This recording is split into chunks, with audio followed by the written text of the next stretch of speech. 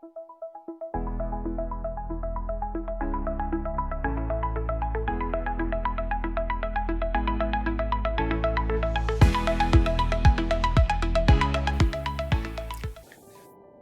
sahabat Growing Together dimanapun Anda berada. Mari kita akan lanjutkan perenungan kita supaya kita semakin berakar, bertumbuh dan berbuah di dalam Injil Kristus. Nah, minggu yang lalu kita telah membahas tentang bagaimana Yesus dicobai di dalam pencobaan pertama, yaitu tentang makanan. Iblis menawarkan supaya Yesus menjadikan batu menjadi roti. Tetapi Yesus menjawab bahwa manusia tidak hanya hidup dari roti saja, melainkan dari setiap firman Tuhan yang keluar dari mulut Allah. Dan ternyata iblis tidak berhenti sampai di sana. Nah, ketika saya membahas ini ada sebuah pertanyaan yang muncul dan dilemparkan kepada saya. Kalau seseorang sudah lulus atau dia memiliki kebutuhan sehari-hari tercukupi semuanya, termasuk makanannya, termasuk kebutuhan rumah tangganya, dan mereka memiliki segalanya, berarti ya bisa saja mereka tidak jatuh di dalam pergumulan dan percobaan semacam ini karena mereka memiliki segalanya. Tapi jangan lupa bahwa Yesus juga memiliki segalanya, bukan? Ya, dia adalah Tuhan, dia adalah Allah. Tetapi tetap saja iblis mau mencobai. Jadi jangan sampai berpikir bahwa meskipun sudah memiliki kebutuhan dasar itu, kebutuhan makanan dan sebagainya, jangan lupa bahwa iblis tetap bekerja untuk mencobai. Nah, kalau seseorang sudah mungkin lolos dari pencobaan pertama ini, jangan juga lupa bahwa iblis akan menaikin taraf pencobaannya yang berikutnya. Dia tidak berhenti sampai di sana. Tetapi mari kita lihat di dalam ayat berikutnya. Di dalam ayat yang ke-5 dan ke-6 dan ke-7, demikianlah firman Tuhan. Kemudian iblis membawanya ke kota suci. Yesus dibawa ke kota suci oleh iblis dan menempatkannya dia di bubungan bait Allah. Ayat yang ke-6.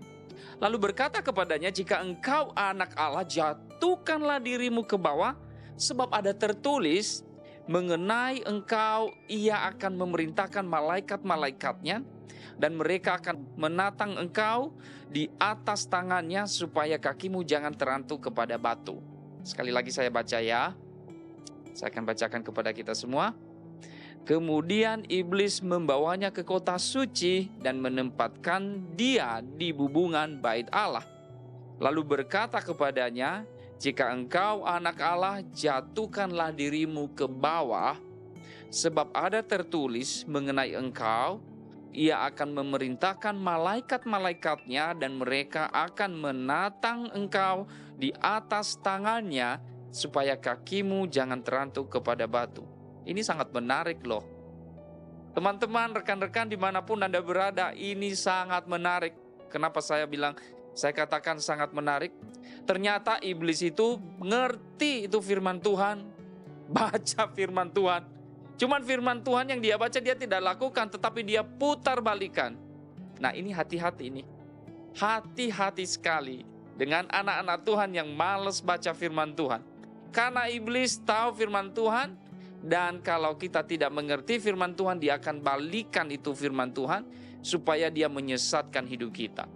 Rekan-rekan dimanapun Anda berada, renungkanlah firman Tuhan, jangan jatuh di dalam pencobaan karena engkau tidak mengerti firman Tuhan. Kedua adalah hal yang sangat menarik di sini. Iblis membawa Yesus ke bubungan bait Allah dan ke kota suci, yang artinya adalah, itu ada artinya. Tidak secara kebetulan dikatakan, ditulis di sana kota suci dan bubungan bait Allah. Ada apa dengan kota suci dan bubungan bait Allah? Ini bicara tentang apa? Kerohanian. Setelah dia mencobai Tuhan Yesus lewat kebutuhan dasar sehari-hari, isi perut dan sebagainya, yaitu roti, supaya batu itu dijadikan menjadi roti, makanan pokok. Dan Yesus lulus di sana, lalu dia membawa Yesus ke atas bait Allah. Ini bicara tentang kerohanian. Hati-hati ketika seseorang sudah merasa rohani, sudah mengerti, bahkan sudah mengerti firman Tuhan. Hati-hati di sana. Iblis bisa membisikkan hal-hal yang istilahnya, oke lah, kamu lakukan sajalah. Wong firman Tuhan berkata bahwa Allah itu baik. Dia akan menatang engkau. Jatuhkan dirimu sesekali berdosa. Gak apa-apa, dosa kecil. Malaikat akan menatang engkau dan mereka akan melayanimu. Keren bukan? Ada banyak pemikiran-pemikiran ini juga terjadi di antara kita, anak-anak Tuhan. Ketika kita udah mengerti bahwa Tuhan itu maha baik, maha setia, ya. Dia telah memberikan nyawanya untuk kita di atas kayu salib. Tetapi bukan berarti kita menyia-nyiakan anugerah itu dengan mengatakan, Yesus telah mati bagiku, oh dosaku sudah ditanggung, yang dosa kemarin, dosa hari ini, bahkan dosa berikutnya. Mari kita berpesta pora. Kita akan melakukan dosa terus-menerus. Justru pemikiran-pemikiran ini adalah pemikiran yang sesat dari iblis, si pencoba. Jangan memutarbalikkan kebenaran firman Tuhan. Firman Tuhan itu adil. Ya, Yesus telah mati di atas kayu salib. Tetapi kematiannya di atas kayu salib adalah pertemuan kasih-Nya dengan keadilannya. Dia bukan hanya mengasihi saudara, tapi dia adil dengan itu. Dia memberikan nyawanya untuk kita. Ganti kita. Dia mati di sana, itu keadilannya. Jadi jangan berpikir bahwa Tuhan baik. Ya udahlah, kita melakukan dosa. Di masa pandemi COVID-19, ada banyak tawaran yang menarik buat saya, supaya saya melenceng dari firman-Nya. Tetapi puji Tuhan, Tuhan kuatkan, Tuhan tolong. Dan saya percaya Bapak Ibu juga mungkin hari-hari ini sedang diuji di sana. Ya udahlah, gak apa-apa. Ini untuk teman-teman, rekan-rekan hamba-hamba Tuhan, pendeta, penginjil, pelayan Tuhan dimanapun Anda berada. Mungkin Anda sedang ada di dalam kesulitan sekarang. Lalu ini terjadi, ada bisikan-bisikan maut yang datang kepada Anda. Udah Pak Pendeta, gak apa-apa, ini gak berdosa kok Pak. Setelah itu nanti kita balik lagi ke jalan yang benar. Stop. Itu bisikan iblis. Hati-hati. Hati-hati. Iblis tahu firman Allah, tapi dia memutarbalikannya. Jangan sampai kita terjebak di sana. Dan hati-hati kepada setiap kita yang ada di dalam lingkungan pelayanan. Ini bisa terjadi. Iblis tidak hanya membawa kita kepada tanah yang gersang, tetapi juga dia bisa menunjukkan kepada kita yang enak-enak di dalam kerohanian kita. Ada mimbar yang bagus, yang menarik di sana. Kalau kita sudah naik lalu dibilang, oke lah, lakukanlah, jatuhkanlah dirimu sesekali. Tidak apa-apa, Tuhan setia kok. Ya, Tuhan setia. Dan dari situ, kalau kita melakukannya, maka tujuan Allah yang ada di dalam hidup kita sebenarnya akan menjadi rusak hanya karena pikiran kita yang ingin terjerumus kepada hal-hal yang akan mencoba hidup kita. Saudaraku yang terkasih dimanapun Anda berada, bila engkau pegang firman ini, engkau dengarkan firman ini hari ini, maka ini adalah sebuah rema yang kuat untuk mengingatkan kita. Jangan pernah coba-coba. Perkataan iblis dia memutarbalikkan firman Tuhan.